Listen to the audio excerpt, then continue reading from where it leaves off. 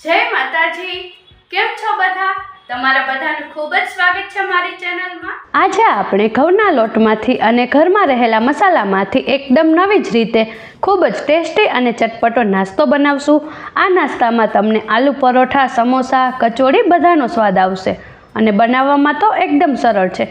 તો ચાલો બનાવવાનું શરૂ કરીએ। સાથે મારી ચેનલને સબસ્ક્રાઈબ કરી મારા વિડીયોઝને લાઈક અને શેર જરૂરથી કરજો। તો ચટપટો નાસ્તો બનાવવા માટે સૌપ્રથમ લોટ બાંધી લઈએ। તેના માટે મેં અહીં આ વાટકીના માપથી 2 વાટકી ઘઉંનો લોટ લીધો છે। હવે લોટમાં સ્વાદ પ્રમાણે મીઠું નાખશું। હવે અડધી ચમચી અજમાને હાથથી આ રીતે ક્રશ કરીને નાખશું। હવે 1.5 પાવડા જેટલું તેલનું મોણ નાખશું। હવે થોડું થોડું પાણી નાખીને લોટ બાંધી લઈએ। આપણે જેવો રોટલી બનાવવા માટે લોટ બાંધીએ છીએ તેવો જ લોટ બાંધવાનો છે। તો આ રીતે થોડું થોડું પાણી એડ કરીને લોટ બાંધશું। તો લોટ સારી રીતે બંધાઈ ગયો છે। હવે લોટમાં ચમચી જેટલું ઘી નાખશું અને લોટને ઢાંકીને 10 મિનિટ સુધી રહેવા દઈએ। હવે નાસ્તા માટેનું સ્ટફિંગ બનાવી લઈએ। તેના માટે મેં અહીં 2 મોટી સાઇઝના બટાકાને બાફીને ઠંડા કરીને લીધા છે। હવે બટેકાને આ રીતે ખમણીની મદદથી ખમણી લેશું। આ નાસ્તો બનાવવા માટે ઠંડા બટાકાનો જ ઉપયોગ કરવો। તેના માટે બટાકાને 1 કલાક પહેલાં જ બાફીને ઠંડા કરી લેવા, જેથી નાસ્તાનો શેપ જળવાઈ રહે। તો બટેકા ખમણાઈ ગયા છે। આ રીતે બટાકાને ખમણવાથી બટાકાના કોઈ મોટા ટુકડા નથી રહેતા અને સ્ટફિંગ એકદમ સરસ તૈયાર થાય છે। હવે બીજા બધા મસાલા એડ કરી દઈએ। તો સૌપ્રથમ સ્વાદ પ્રમાણે મીઠું નાખશું, 1 ચમચી ધાણા જીરું પાવડર નાખશું, 1 ચમચી ચાટ મસાલો, અડધી ચમચી આખું જીરું, અડધી ચમચી મરી પાવડર નાખશું, અડધી ચમચી આમચૂર પાવડર નાખશું અને જો આમચૂર પાવડર અવેલેબલ ન હોય તો અડધા લીંબુનો રસ નાખવો, 1 ચમચી લાલ મરચું પાવડર, 1 ચમચી આદુની પેસ્ટ નાખશું, અડધી વાટકી જેટલી ધાણા ભાજી નાખશું, 2 લીલા મરચાંને આ રીતે ક્રશ કરીને લીધા છે તે એડ કરશું। તો બધા જ મસાલા એડ થઈ ગયા છે। હવે બધી જ વસ્તુને સારી રીતે મિક્સ કરી લેશું। આ રીતે ચમચીથી કે હાથની મદદથી બધી જ વસ્તુને સારી રીતે મિક્સ કરી લેશું।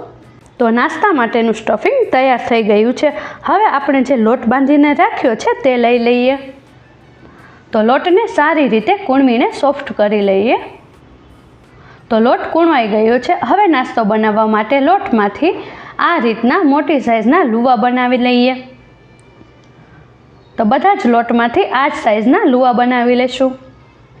હવે એક પાટલો લઈ લેશું। પાટલા ઉપર આ રીતે લુવો રાખીને વેલણથી મોટી સાઇઝની રોટલી બનાવી લઈએ। તો જેટલી રોટલી મોટી વણાય તેટલી જ વણી લેવી। આપણે રોટલીને વધારે જાડી નથી વણવાની, આ રીતે પતલી રોટલી જ વણવાની છે। આપણે જે રેગ્યુલર રોટલી બનાવીએ એવી જ રીતે વણવાની છે। મેં અહીં પાટલીના સાઇઝની રોટલી વણી લીધી છે। હવે આપણે જે સ્ટફિંગ બનાવીને રાખ્યું છે તે લઈ લઈએ। હવે ચમચીથી કે હાથની મદદથી સ્ટફિંગને આ રીતે રોટલી ઉપર સારી રીતે પાથરી દઈએ। સ્ટફિંગનું પાતળું એવું લેયર બનાવવાનું છે। તો આખી રોટલી કવર થઈ જાય એ રીતે સ્ટફિંગ પાથરી દેવું। તો તમે જોઈ શકો છો કે સ્ટફિંગ સારી રીતે પથરાઈ ગયું છે। હવે આ રીતે પિઝા કટર કે પછી ચપ્પુની મદદથી આ રીતે કટ લગાવી દેશું। તો આખી રોટલીમાં આ જ રીતે કટ લગાવી દેશું। હવે આપણે જે કટ લગાવીને પીસ તૈયાર કર્યું છે તેને હાથથી આ રીતે થોડું થોડું પ્રેસ કરીને રોલ બનાવી લઈએ। તો આપણે આ રીતે ધીમે ધીમે વણીને રોલ બનાવવાનો છે। તો આપણે જેટલા કટ લગાવ્યા છે તે બધામાંથી આ જ રીતે રોલ બનાવીને તૈયાર કરી લેશું। તો તમે જોઈ શકો છો કે બધા જ રોલ બની ગયા છે। હવે એક કઢાઈમાં તેલ ગરમ કરવા માટે મૂકી દેશું। જો તમારે આ સમયે બધા રોલ તળવા ન હોય તો એક એરટાઈટ ડબ્બામાં રોલને ભરીને ફ્રીઝરમાં મૂકી દેવા। આ રોલ 1 અઠવાડિયા સુધી સારા રહે છે। જ્યારે તમારે ખાવા માટે ઉપયોગમાં લેવા હોય ત્યારે ફ્રીજમાંથી કાઢીને તરત જ તળી લેવા। તો તેલ સારી રીતે ગરમ થઈ ગયું છે। હવે કઢાઈની સાઇઝ પ્રમાણે એક એક રોલ તેલમાં એડ કરી દેશું। જ્યારે રોલ તેલમાં એડ કરીએ ત્યારે ગેસની ફ્લેમ ફૂલ રાખવી। અને જ્યારે બધા જ રોલ તેલમાં એડ થઈ જાય પછી તરત જ ગેસની ફ્લેમ મીડિયમ કરી નાખવી. હવે ઝારાથી રોલને ધીમે ધીમે ફેરવશું અને આ રીતે ફેરવીને તળી લેશું. રોલનો કલર થોડો એવો ગોલ્ડન બ્રાઉન થાય ત્યાં સુધી તળવાનું છે. તો તમે જોઈ શકો છો કે રોલનો કલર બદલાઈ ગયો છે અને રોલ ઉપરથી એકદમ ક્રિસ્પી થઈ ગયા છે. હવે રોલને તેલમાંથી બહાર કાઢી લઈએ અને બધા જ રોલને આ જ રીતે તળી લેશું. તો આપણો એકદમ ક્રિસ્પી અને ચટપટો એવો નાસ્તો બનીને તૈયાર થઈ ગયો છે. આ નાસ્તાને તમે કેચઅપ સાથે અથવા તો ગ્રીન ચટણી સાથે સર્વ કરી શકો છો. ખૂબ જ ટેસ્ટી લાગે છે.